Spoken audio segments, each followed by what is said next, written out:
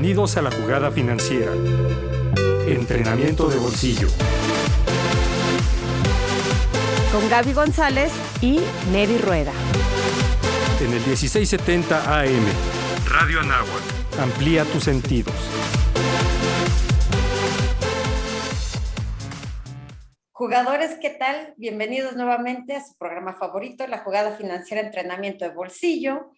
Y como siempre, con excelentes invitados. Hola, Neri, ¿cómo te va, amiga? Bien, Gaby, sí. Hoy tenemos un maravilloso invitado. Él es Joaquín Bernal, de Colombia, del Banco Central de Colombia, con un tema, Gaby, bueno, que nos sacó miles de dudas desde oír el nombre, porque son los impactos macroeconómicos y financieros del calentamiento global. Joaquín, mil gracias por estar aquí con nosotras. A ustedes por la invitación, es un gran honor y un gran gusto. Nos gusta empezar el programa siempre de la misma manera y esa es con una autopresentación de nuestros invitados. Decimos que es para que ustedes platiquen lo que quieran y callen lo que quieran.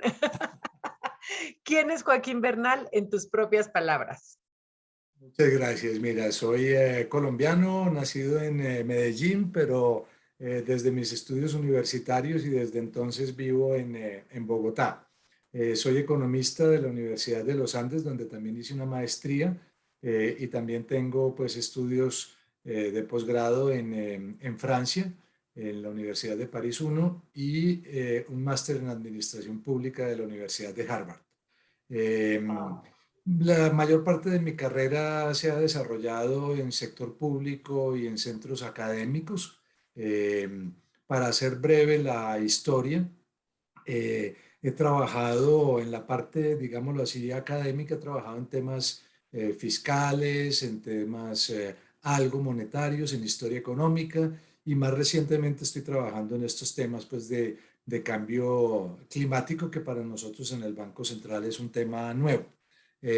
La otra línea, digamos, un poco menos académica, un poco más operativa, llamémoslo así, es que he trabajado en el Banco Central en las áreas de cambios internacionales y en el área de sistemas de pago y operación bancaria. Durante muchos años fui subgerente de sistemas de pago y operación bancaria.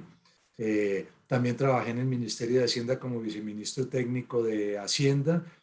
Trabajé también en la Contraloría General de la República y en un think tank colombiano que es bastante conocido nacional e internacionalmente, que se llama FEDesarrollo, también allá más en la parte administrativa, aunque a raticos también hacía academia. Ese es como en síntesis un poco lo que he hecho. No, Qué impactante. Impactante currículum. Neri, de 10 nuestro invitado. Mil gracias, mil gracias. Muchas gracias. De verdad, Joaquín, muchísimas gracias por aceptar esta invitación, insisto, a hablar de estos impactos macroeconómicos y financieros del calentamiento global. Y como te decía, desde el título, pues salen muchísimas dudas porque tenemos que tocar por una parte que es la macroeconomía, las finanzas y esto del calentamiento global. ¿Te parece que empecemos con la parte macroeconómica, Joaquín, que nos expliques para ti qué es esta parte macroeconómica, la macroeconomía, a qué te refieres y por qué importa o se relaciona con el calentamiento global? Perfecto.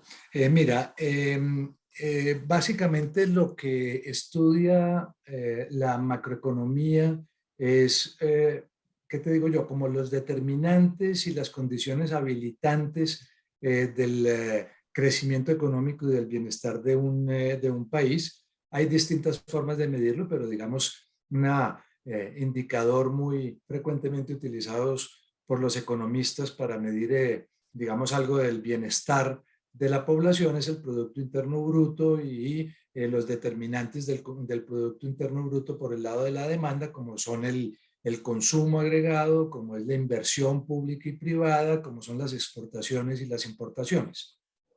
Entonces, cuando hablamos del impacto macroeconómico del cambio climático, es una reflexión sobre cómo este cambio que se está produciendo en la temperatura y en la pérdida de biodiversidad en nuestro planeta, pues afecta justamente estas variables a las que acabo de hacer referencia, del crecimiento efectivo y potencial de una economía, del consumo de la población, de la inversión, de la asignación de recursos pues entre diferentes sectores de la economía y en fin, y las políticas, digámoslo así, para reflexionar cómo le pegan a un país y cuáles políticas, digámoslo así, de contrapeso pueden implementar las autoridades públicas para, digámoslo así, mitigar un poco estos efectos negativos esperados del cambio climático. Si quieres, ahora desarrollamos un poco más eso, un poco más en detalle. Oye, Joaquín, un poquito más atrás, porque la verdad es que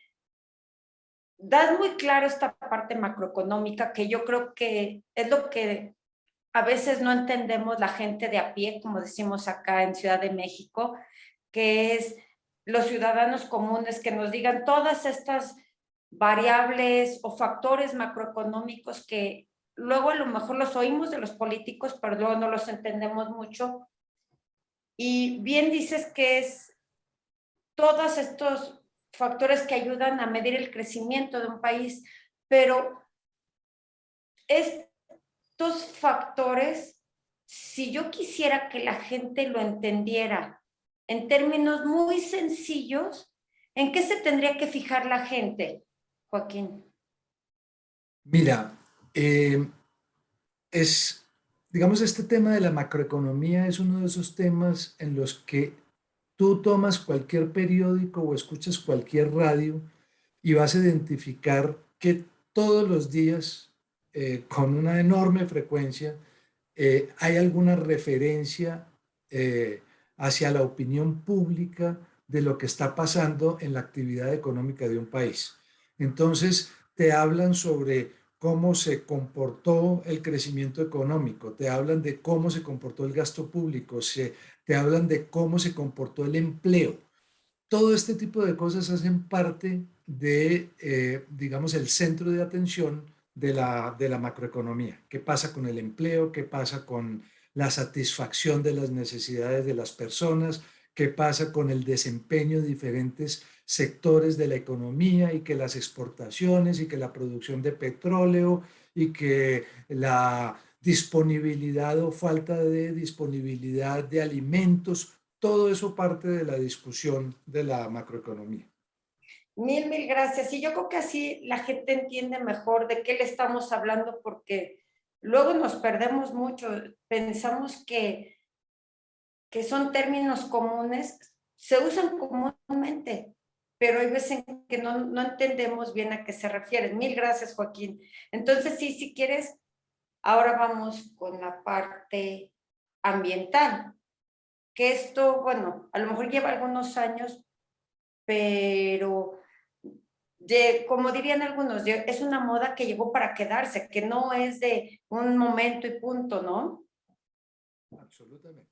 Absolutamente estamos frente a un reto existencial de la raza humana y con toda la razón hay una creciente preocupación pues entre muy distintas instancias, no son solamente los gobiernos, sino son muchas entidades del sector financiero, obviamente el sector privado crecientemente involucrado, organismos internacionales. Es un tema de creciente interés porque lo que se discute en este foro es que en última instancia este cambio climático, por algunas cifras que voy a compartir con ustedes y algunos indicadores que voy a compartir con ustedes, de alguna manera la preocupación es que la raza humana y pues obviamente todas las especies animales y vegetales del planeta están en este momento enfrentadas a una situación de cuyo manejo dependerá la supervivencia,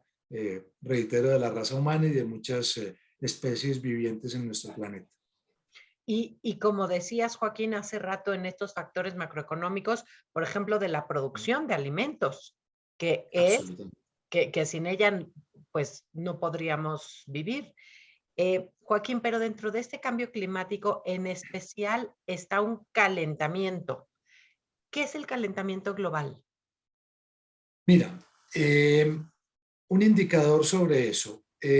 Para tener una referencia, digamos, fija en el tiempo, la mayor parte de la literatura sobre esta materia y pues obviamente también de las acciones de política pública internacional que se han plasmado en acuerdos de gobiernos, como por ejemplo el famoso Acuerdo de París de la COP25 de Naciones Unidas en el 2015, toman como referencia, como indicador de referencia de una, llamémoslo así, temperatura normal y digámoslo así, viable para las especies vivientes de nuestro planeta. Además también pues porque es la más antigua de la que existe una disponibilidad de estadísticas, es la denominada temperatura de la era preindustrial, que es como digamos el promedio de la temperatura entre 1800 y 1850. A partir de la era industrial, primero pues en Inglaterra, después en otros países europeos, etcétera, etcétera, tú sabes, pues se empezaron a desarrollar las máquinas de vapor y lo que eso trajo consigo como los ferrocarriles, los buques a vapor, etcétera, etcétera, y empezamos a emitir una cantidad de dióxido de carbono a la atmósfera del planeta y ese dióxido de carbono ha generado lo que llaman un efecto tipo invernadero. Y es que la acumulación de estos gases de efecto invernadero generan un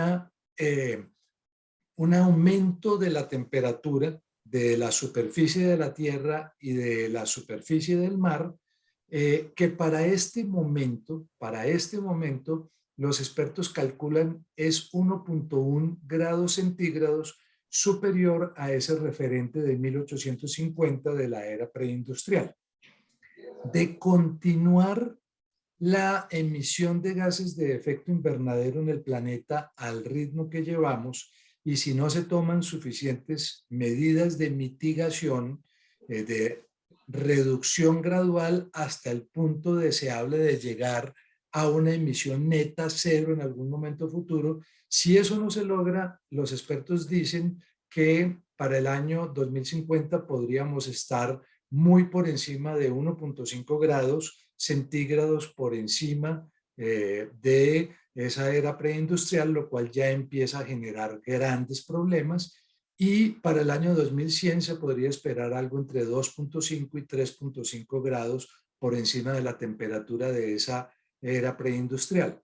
Los expertos dicen que eso pues haría prácticamente inviable la vida para los seres humanos y traería una serie de consecuencias en términos de riesgos físicos, agudos y crónicos, que ahora les explico de qué se trata, pues que realmente traerían unas consecuencias muy negativas sobre el bienestar de los seres humanos y una pérdida de biodiversidad pues devastadora en el planeta Tierra. Y es que es increíble saber, o sea, uno piensa que a lo mejor el calentamiento global estamos hablando de muchos grados centígrados y no es mucho, es máximo 3.5 grados centígrados, pero esos poquitos grados tendrían un impacto devastador, ¿cierto? Exactamente, mira, sintetizando los números anteriores, los expertos dicen que el límite seguro de aumento de temperatura, no que no tenga consecuencias, pero que todavía estaría dentro de lo manejable, es 1.5 grados. Máximo 2 grados.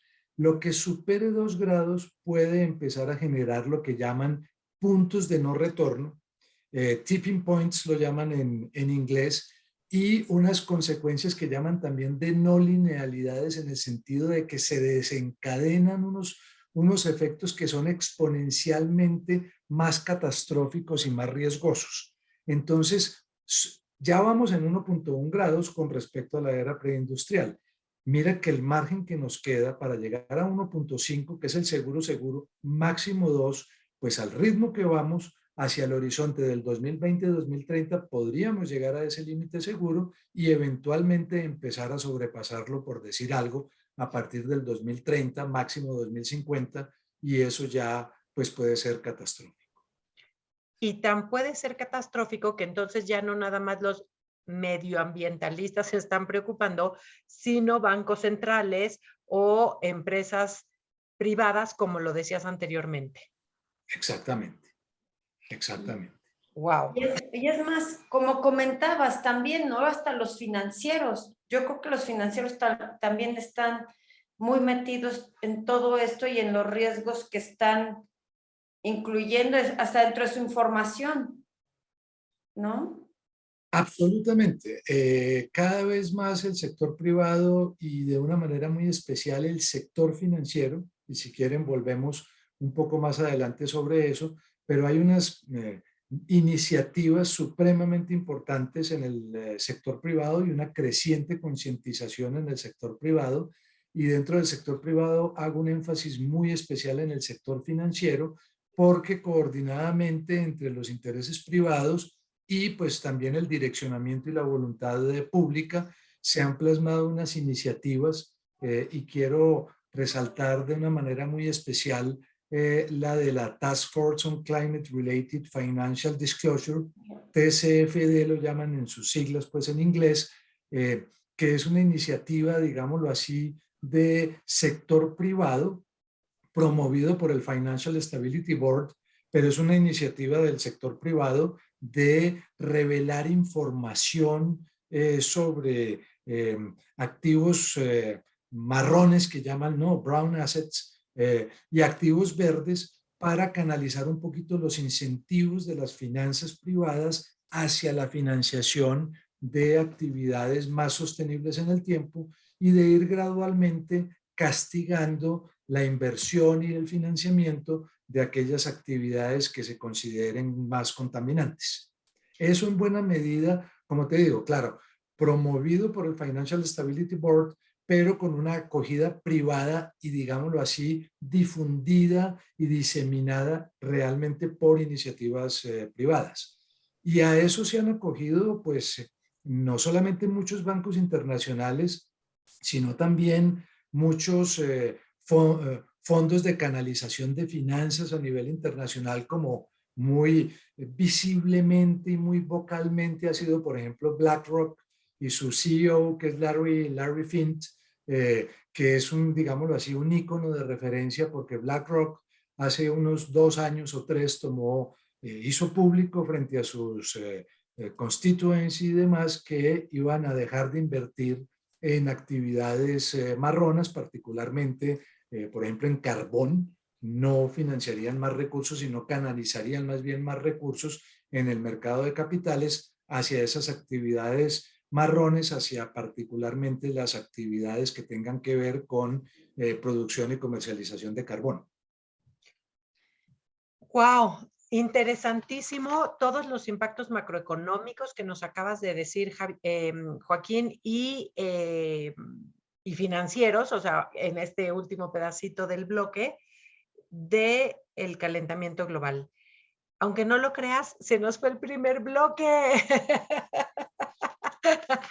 Yo no sé si a ti, pero a nosotros fue rapidísimo porque nos encanta el tema. Y por supuesto que a ti también. Vamos a un corte chiquitito y regresamos. Jugadores, muchísimas gracias por seguir hoy con Joaquín Bernal, con Gaby y conmigo, que soy Nedi, hablando de estos impactos macroeconómicos y financieros del calentamiento global. Joaquín, en el primer bloque nos dabas una introducción importantísima de que el calentamiento global significa estar solamente 2 grados por arriba de lo que era la temperatura en época preindustrial, lo cual podría traer muchísimos efectos tanto de dinero, o sea, financieros, como macroeconómicos, en donde nos lo pusiste muy fácil diciendo que es lo diario, la producción de alimentos, la producción de petróleo, las importaciones, las exportaciones, el PIB, el consumo, la inversión, todo en realidad lo que tiene que ver con nuestra vida diaria son aspectos macroeconómicos. Bueno, antes que nada, mil gracias por ponérnoslo tan fácil. Y ahora sí, pues si quieres pasemos a esos impactos. Gaby y yo nos imaginamos que hay impactos muy directos, muy claros de ver, y hay otros inimaginables. ¿Quieres que empecemos por los fáciles de ver, por los directos? Sí, mira, yo creo que es importante para toda la audiencia, digamos, como tener presente, primero, cuáles son los riesgos asociados pues con estos incremento del calentamiento global, del incremento de las temperaturas pues en la superficie de la Tierra, y cuáles son los efectos que se espera que tengan para que a partir de eso podamos dimensionar cuáles son los efectos macroeconómicos. Entonces, Perfecto. empecemos por las manifestaciones físicas eventuales de este creciente calentamiento global. Eh, los expertos dicen que es de esperar un par de líneas, llamémoslo así, de impactos denominados de riesgos físicos. Los denominados riesgos físicos agudos, que son efectos meteorológicos como sequías, huracanes, incendios, que vamos a ver con una frecuencia creciente, pero además de eso con una magnitud aumentada a lo largo del tiempo, es decir, cada vez más frecuentes y más catastróficos. Esos son los denominados riesgos físicos agudos. Hay otro tipo de riesgos físicos que se denominan crónicos, que son, digámoslo así, un poco más graduales en el tiempo, pero que pues se van acumulando también hasta alcanzar niveles mucho más significativos al cabo de un cierto periodo de tiempo.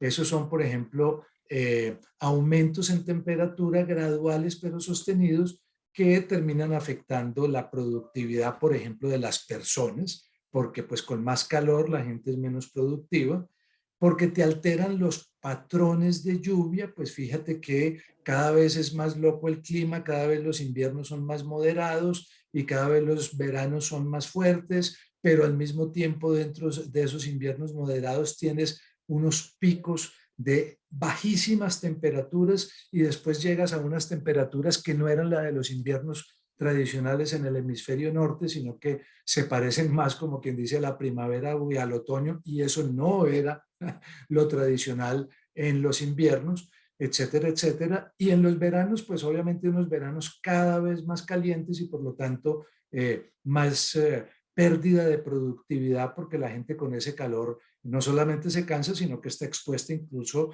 a problemas de salud como ataques cardíacos en personas mayores y cosas así por el estilo.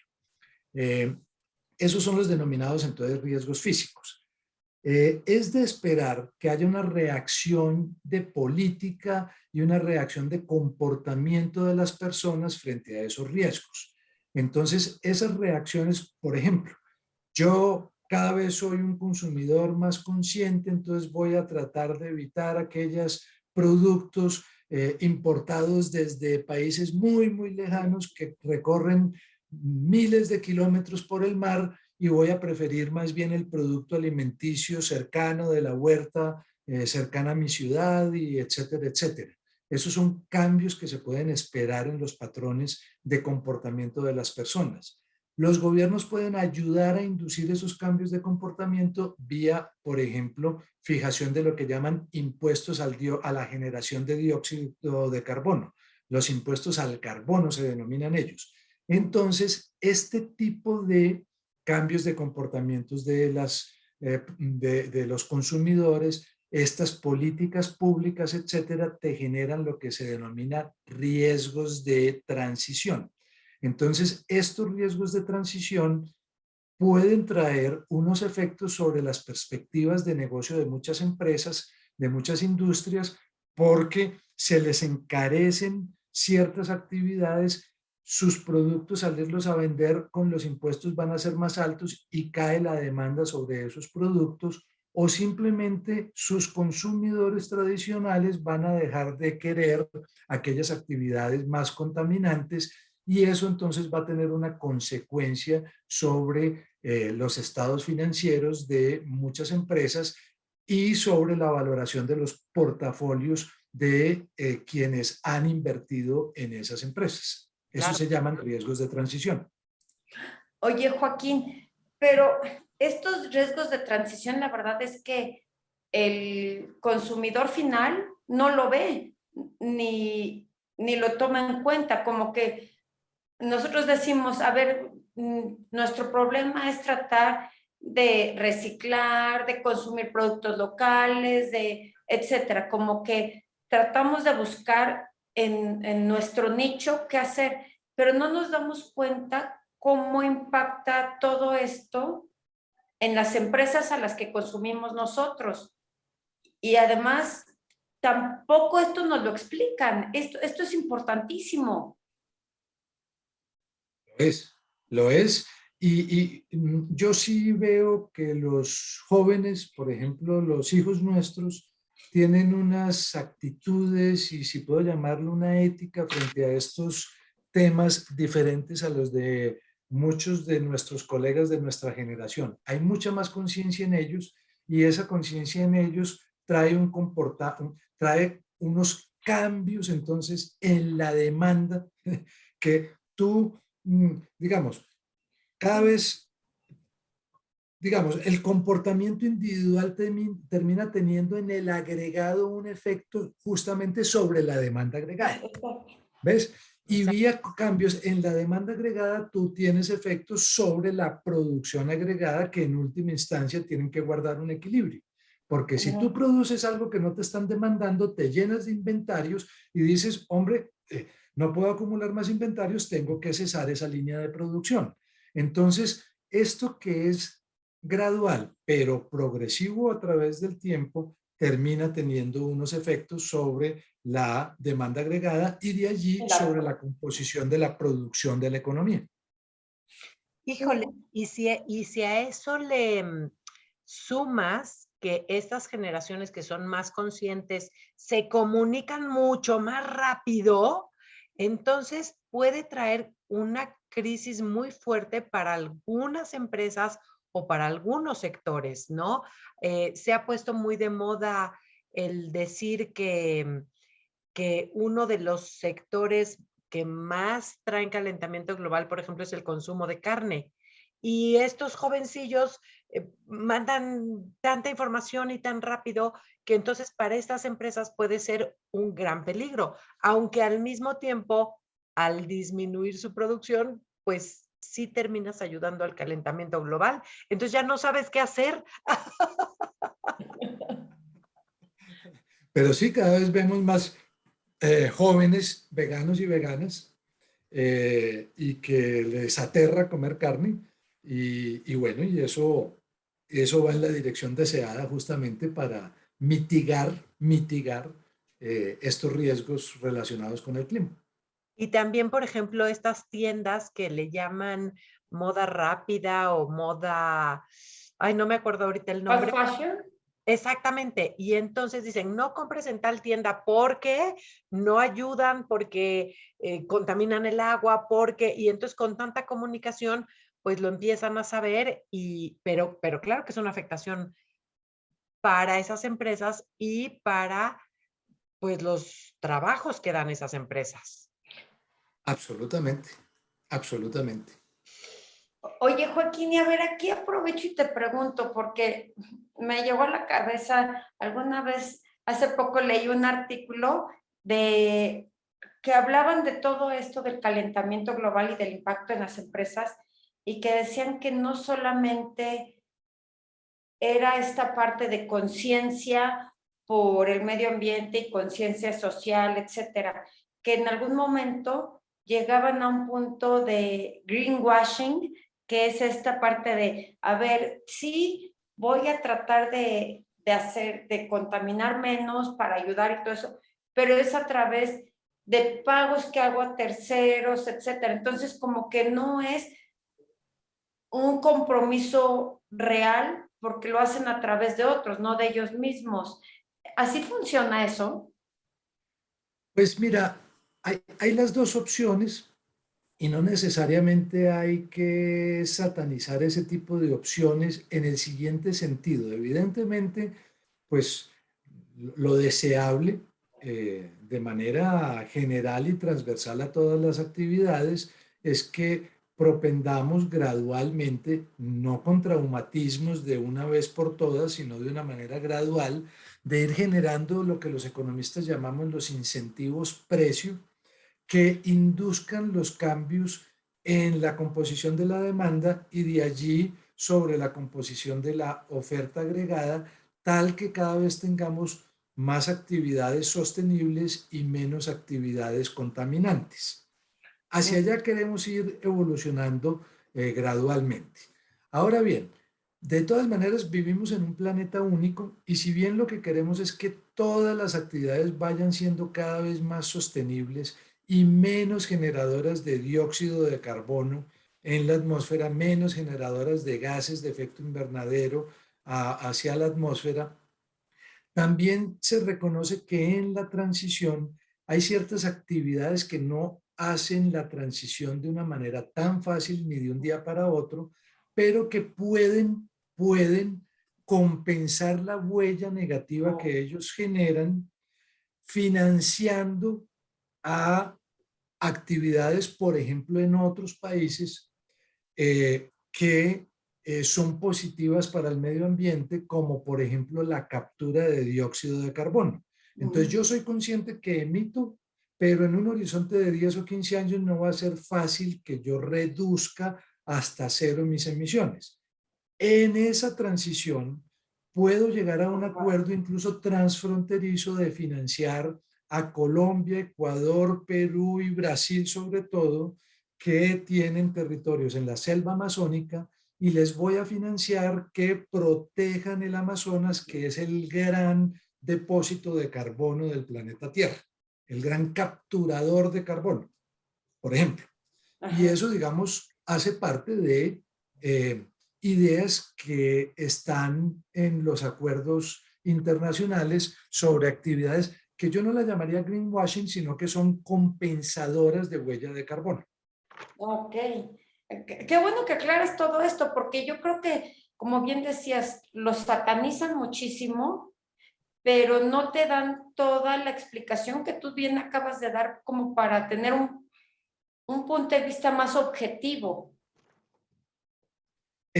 Sobre todo, mira, el greenwashing censurable, llamémoslo así, se presenta cuando tú, digamos, le comunicas, vamos a hablar de una empresa listada en el mercado de valores, nacional o internacional. Entonces, hay unos ciertos acuerdos sobre taxonomía verde y taxonomía marrón de productos y tú, digámoslo así, le disfrazas tus actividades marronas y le dices exactamente, y las presentas como verdes cuando en realidad no estás realmente en una actividad verde, sino que te conseguiste un auditor que te dio un aval de algo que realmente no cumple todos los estándares de actividad sostenible, y eso que estás misrepresenting, llamémoslo así, a tus inversionistas, eso sí cae en la categoría de greenwashing. Ok, súper. Pero allí sí hay algo de connotación negativa, ¿no? Sí, claro, porque es como si antes estaban los fraudes financieros y era así como el foco rojo de las empresas, yo creo que ahora los fraudes ecologistas o fraudes verdes también van a estar como foco rojo. Excelente comentario, Gabriela. Esa es la forma de comunicarlo a tu audiencia. Eso es exactamente la forma de comunicarlo. Y déjame te comparto un tecnicismo. El tecnicismo en la línea de lo que hablamos, por ejemplo, de esto de TCFD, ¿no? Es que hay un esfuerzo de coordinación internacional y obviamente eso vale para países como México, países como Colombia, que estamos un poco más inmaduros en ellos, están más avanzados en Europa, en China, en Singapur, etcétera, etcétera, en la definición de taxonomías de activos verdes y de activos marrones. ¿Por qué eso es importante y particularmente ustedes que digamos, utilizan este canal para la educación, llamémoslo así, financiera en algo muy importante como es lo que tiene que ver con las finanzas corporativas? Y es que de esa taxonomía, que esa taxonomía sea rigurosamente implementada y rigurosamente aplicada, depende que haya unas señales sobre los bancos como financiadores de actividades productivas o sobre el mercado de capitales en la colocación de bonos y colocación de acciones, para que se den unas señales tales que el mercado y que los bancos se encarguen de castigar las actividades marrones y se encarguen de canalizar las finanzas hacia las actividades verdes sostenibles. Por eso es tan importante estas taxonomías y por eso es tan censurable el greenwashing. Wow, qué interesante. Joaquín, no lo vas a creer. Se nos fue el segundo bloque. Soy de verbo fácil. Como agua. Yo creo que, bueno, vamos a un corte y venimos. Muy bien.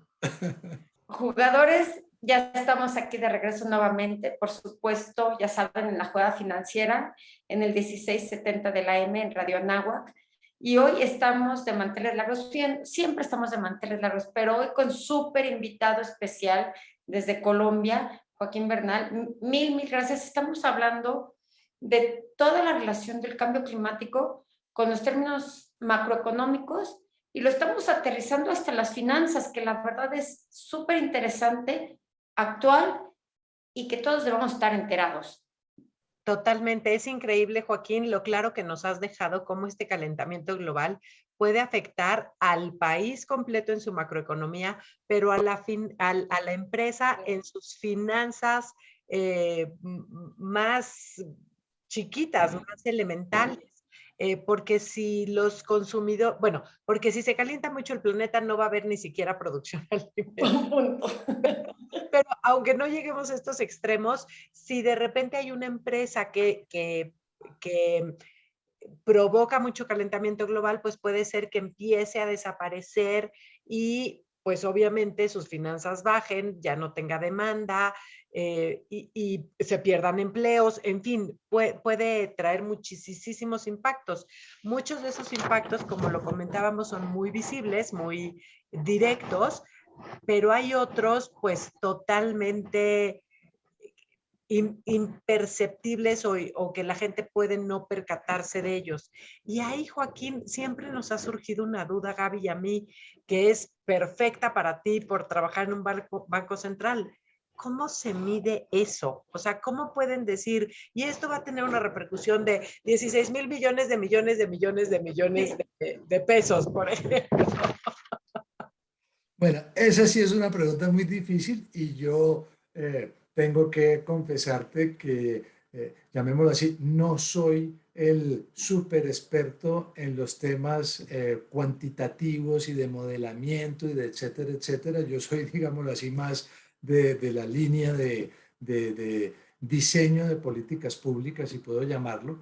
Pero te cuento pues lo que he asimilado en mis últimos han sido básicamente los últimos 2 años largos que yo he estado dedicado a este tema. Los expertos en esta materia realmente tienen un reto supremamente complejo, porque para simular los potenciales impactos macroeconómicos del cambio climático, los impactos sobre la actividad productiva del cambio climático, tú tienes que jugar con una cantidad de variables, muchísimas variables interrelacionadas entre ellas y de distintos ámbitos, porque lo primero es que tienes que partir de modelos de simulación sobre el comportamiento del clima y tienes que poner a interactuar esos modelos de comportamiento del clima con unos modelos de macroeconomía. Y esos modelos de macroeconomía pues también pueden tener diferentes diseños según que sean lo que llaman basados, digámoslo así, en modelos econométricos o que sean modelos que simulen comportamientos con microfundamentos, llamémoslo así, de reacciones de los agentes económicos, etcétera, etcétera. Entonces, estos te estoy hablando de unos macromodelos que realmente te confieso, por ejemplo, en nuestros países en vías de desarrollo, no son muchos nuestros países los que tienen la capacidad de trabajar modelos de esa complejidad, y hasta ahora han sido más pues países desarrollados con unos súper técnicos que además están en capacidad de interactuar en su lenguaje con los expertos del clima, etcétera, etcétera, y construir esos modelos pues digámoslo así, de pronóstico. Pero ojo, en realidad aquí la gente ni siquiera habla de pronósticos, porque pronosticar sujeto a incertidumbre es básicamente imposible. Después te dicen, claro, usted pronosticó tal cosa y no se cumplió. Sí, es que cuando tú estás haciendo modelos, por ejemplo, los bancos centrales típicamente trabajan con modelos que su horizonte de proyección es de 2, máximo 3 años, que es como el horizonte, digámoslo así, de materialización de los impulsos de la política monetaria. En cambio, en estos modelos del clima, como hablamos anteriormente, son modelos que se extienden en su horizonte al 2050 y al 2100. Claro. Entonces están sujetos a una incertidumbre que en últimas no se habla de modelos de pronóstico, sino que se habla de escenarios probables. Ok. Dificilísimos de cumplir e imperceptibles. Entonces, volvamos a aterrizar lo que dice Gaby. Los ciudadanos de pie, ¿qué podemos hacer, Joaquín? Los que estamos preocupados, en vez de preocuparnos, ¿cómo podemos ocuparnos para ayudar a nuestro planeta en que deje de estar este riesgo del calentamiento global? ¿Qué podemos hacer, Joaquín? Danos consejos. Mira, excelente. Vamos, digámonos, enfilando hacia unas especies de conclusiones. Para actuar frente a estos riesgos asociados con el cambio climático y los efectos que se esperan muy negativos sobre la actividad económica y sobre el bienestar de las personas, es indudable que se requiere un esfuerzo coordinado de una gama muy amplia de agentes económicos. Esos agentes económicos son, de una parte, los gobiernos y las autoridades públicas, y de otra parte, pues digamos lo que los economistas llamamos los agentes del sector real, que somos nosotros como consumidores, que son las empresas como productoras de bienes, y que son los intermediarios financieros encargados de canalizar los recursos financieros hacia las actividades que consideramos más deseables y en contra de aquellas que consideramos más indeseables. Empecemos con nosotros como consumidores. Lo primero es entrar en conciencia de que la viabilidad de la especie humana, pero a quienes nos gusta la naturaleza, también la biodiversidad del planeta está siendo afectada. Hay quienes dicen que la actividad humana ha tenido una incidencia sobre las 2/3 partes de las especies vivientes en el planeta. Y hay una pérdida de lo que llaman ellos, digámoslo así, masa viviente, o sea, nos estamos quedando básicamente con gallinas, vacas, marranos, bueno, se me escapa algún otro, y cada vez tenemos menos rinocerontes, que prácticamente ya desaparecieron, menos elefantes, menos tigres, menos leones, menos etcétera, etcétera. Entonces tenemos que entrar en conciencia de, con nuestro comportamiento como demandantes, como consumidores, cada vez más demandar productos sostenibles, las huertas cercanas a nuestras casas y no los productos importados del lejano oriente y de ese tipo de cosas. Eso lo podemos hacer.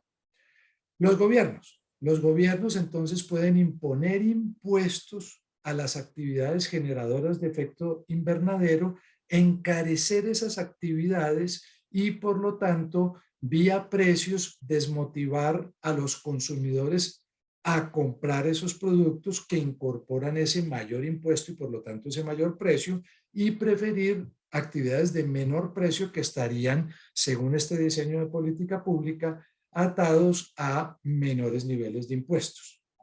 Y por último, el sector financiero, junto con los supervisores y los reguladores financieros, definir una taxonomía de actividades sostenibles versus actividades marrones, y cada vez menos canalizar recursos financieros privados hacia actividades no sostenibles o marrones, y cada vez más la financiación dirigirla hacia las actividades sostenibles en el tiempo y verdes. Como ves, se requiere una acción coordinada muy compleja de muchos agentes. Sí, muchísimo, pero yo creo que esto en muchos lugares ya lo estamos viendo, ¿no? El otro día me platicaban de unos bancos que dentro de la información que te preguntan cuando vas a pedir algún crédito como empresa, para establecer la tasa de interés te preguntan también la diversidad de género, te preguntan también si tienes, por ejemplo, si tu edificio es LED, de estos certificados, qué tipo de consumo de electricidad tienes, etcétera, y con eso te van bajando la tasa, ¿no? Es una forma, así como comentas, de incentivar.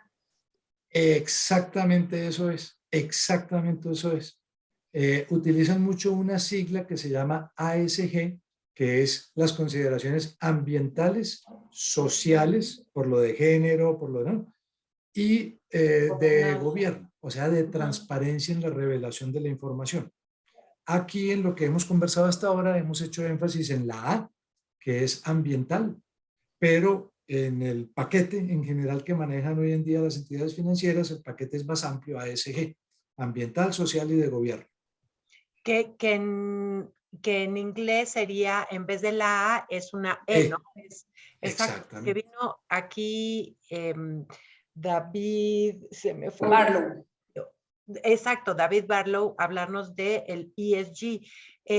Oye, Joaquín, ¿y hay algo de reglamentación en Colombia, por ejemplo, para esta ASG? Sí, mira, empieza a ver la Superintendencia Financiera de Colombia ya ha hecho la publicación de las primeras directrices en este sentido y está en una labor, creo que ya es público el documento también con el Ministerio del Medio Ambiente, el Ministerio de Hacienda, a la cual está adscrita la Superintendencia Financiera, de una aproximación ya aplicable a Colombia sobre taxonomía de actividades verdes versus actividades marrones. Estoy seguro que en México aún más, México es un país líder en la región. De hecho, aprovecho pues para comentarte de una manera muy positiva.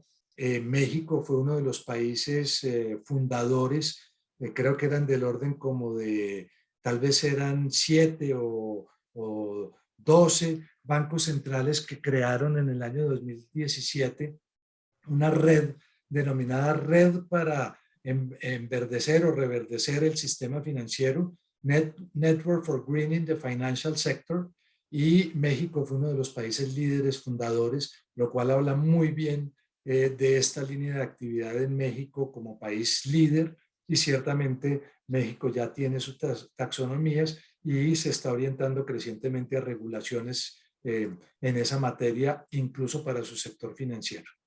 El Banco de México es un banco realmente líder en esa materia y bueno, después te doy nombres de personas del Banco de México con quienes sería muy interesante que ustedes establecieran un contacto porque realmente son referentes mundiales en la materia.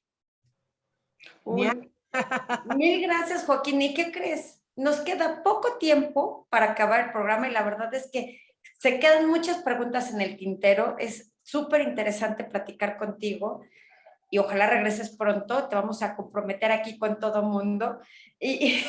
Bueno, si tienes tiempo, la verdad. Pero antes de cerrar y todo, nos gustaría que siempre cerramos de la misma manera, que es que tú compartas un consejo que te dieron en la vida y te haya funcionado o que sea un consejo especialmente de ti para nuestros jugadores. Ay, caramba. Ya nos movemos a un plano filosófico que es ¿Sí? complejo, ¿no?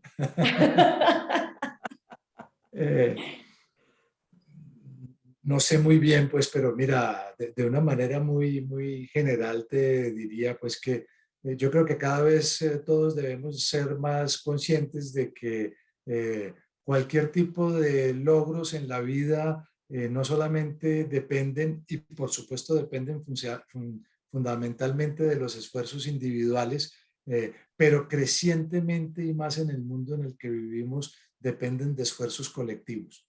Entonces, definitivamente, los logros, por supuesto que tienen mucho que ver con el esfuerzo, entusiasmo y la dedicación que uno le pone, pero definitivamente uno tiene que ser consciente que los logros significativos son siempre el producto de trabajos en equipo y de la cooperación más que de la competencia. Qué lindo consejo. No nos habían dicho nunca eso y se me hace precioso. Yo creo que así tenemos que trabajar en equipo siempre, ¿no? Definitivamente, porque como dices, Joaquín, o sea, solo podemos hacer, por ejemplo, en el medio ambiente lo que a nosotros nos corresponde. Sin embargo, si cada uno de nosotros lo hace y las empresas lo hacen y las financieras lo hacen y el gobierno lo hacen, entonces realmente vamos a lograrlo. Joaquín, muchísimas gracias por todo el conocimiento que nos has venido a compartir hoy. Y como dice Gaby, ahorita fuera del aire ponemos nueva fecha. No te dejamos escapar. No, muchísimas gracias a ustedes por la invitación. Fue un gran gusto, me encantó poder conversar con ustedes, platicar con ustedes, como dicen en México, y de verdad que mil gracias por la invitación. Al contrario, gracias. Muchísimas gracias. Gaby, nos vemos el próximo martes. Hasta el próximo martes y ya saben, 1670 de AM, Spotify, iVoox, YouTube. Estamos en todos lados. Síganos. Gracias. Joaquín, un placer. Muchas gracias. Maravilloso.